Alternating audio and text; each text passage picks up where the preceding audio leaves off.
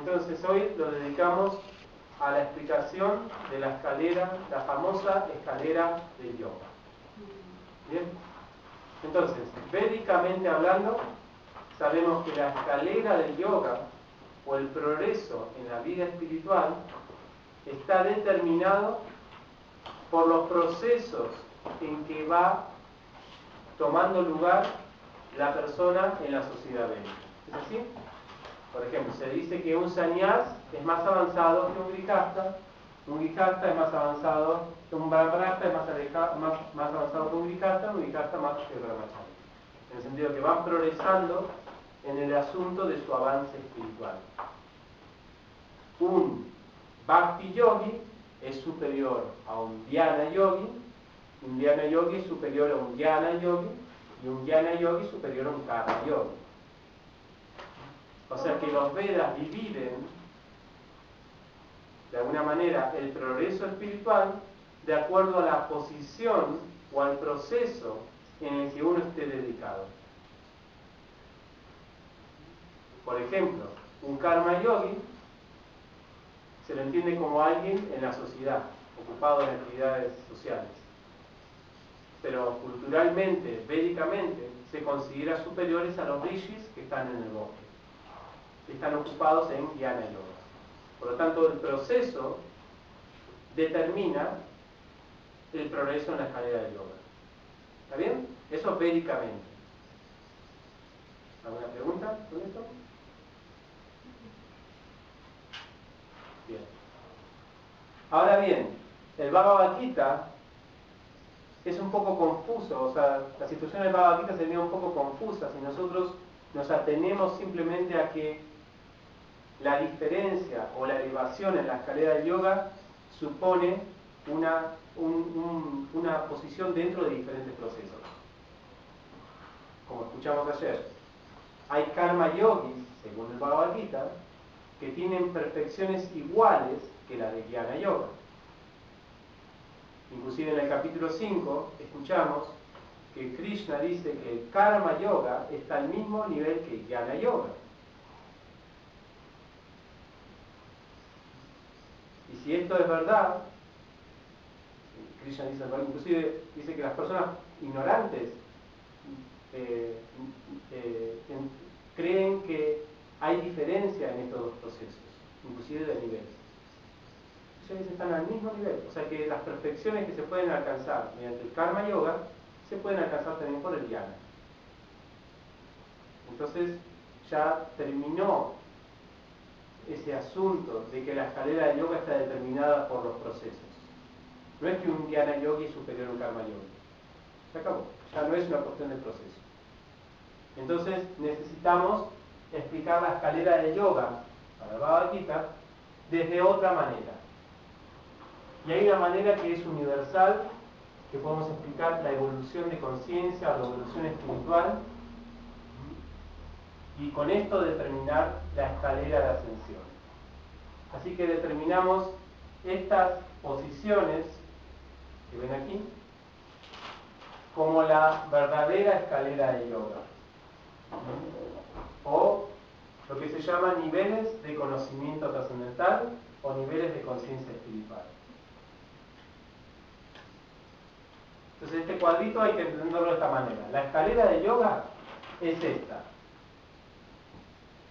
Cualquier practicante espiritual va elevándose primero desde estos estados hasta llegar al amor puro por Cristo.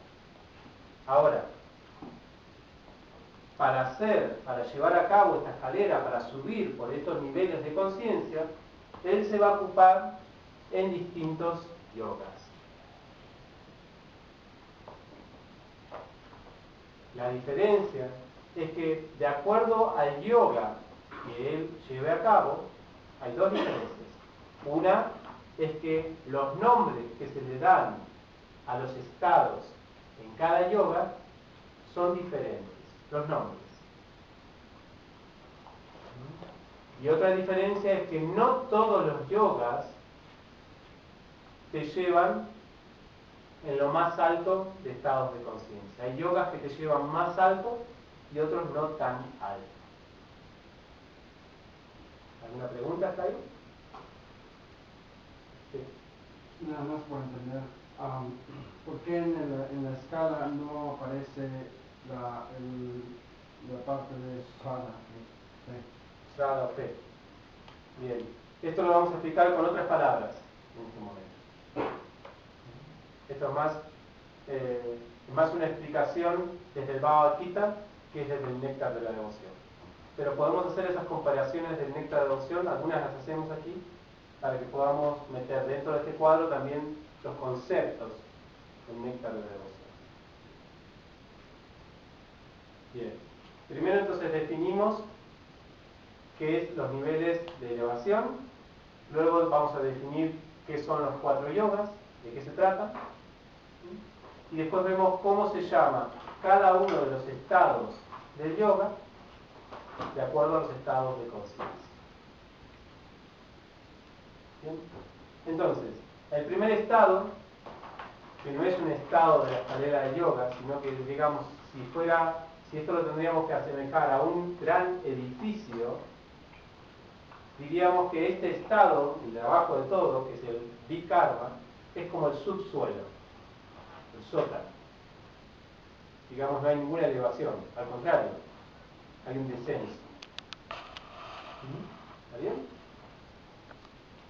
Entonces, en el estado de Vikarma, que son las actividades que están en contra de lo estipulado de las escrituras, o que no se toman en cuenta lo que dicen las escrituras para llevar a cabo la vida social, familiar, profesional, la vida humana, en ese estado hay 3 aspectos. Ignorancia, y cuando decimos ignorancia nos referimos a no conocer cuáles son las leyes fundamentales de los Vedas para actuar en la vida. Ignorancia. Por supuesto, hay apego. Uno quiere gratificarse los sentidos. O sea, uno está apegado al concepto corporal de la vida. Y hay desobediencia. Porque alguien puede ser ignorante, pero obediente. Ya vamos a ver eso. Por ejemplo, alguien podría no conocer los Vedas, pero actuar, al menos por casualidad, como los Vedas los prescriben. Por ejemplo, a veces un padre de familia no conoce lo que dicen las escrituras acerca de lo que es llevar una vida familiar. Pero es obediente. Lleva la vida familiar como los Vedas lo estipulan. Entonces, el Vikarma es desobediente, es decir, no se preocupa en absoluto por lo que los Vedas explican. ¿Alguna pregunta hasta ahí? ¿Del subsuelo?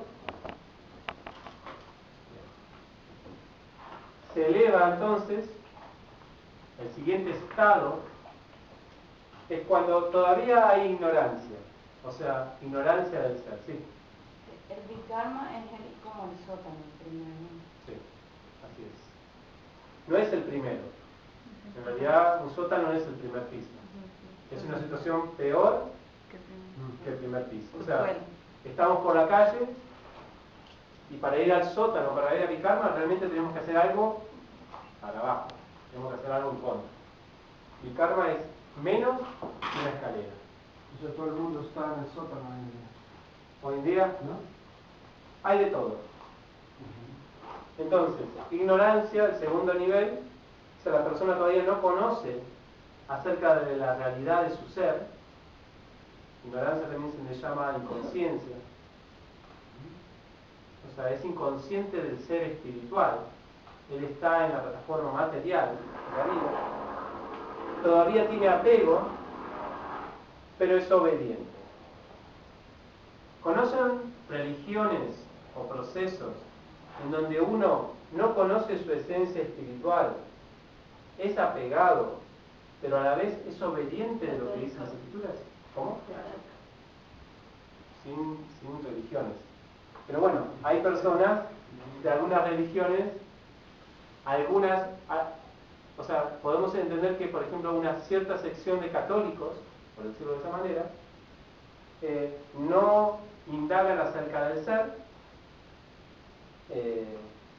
están apegados a los resultados de su trabajo, queremos más trabajo, queremos comida, esto, lo otro, pero son obedientes, en el sentido de que siguen lo que las escrituras dicen. Esto estamos hablando de una religión occidental, pero dentro de los Vedas también existen estos individuos.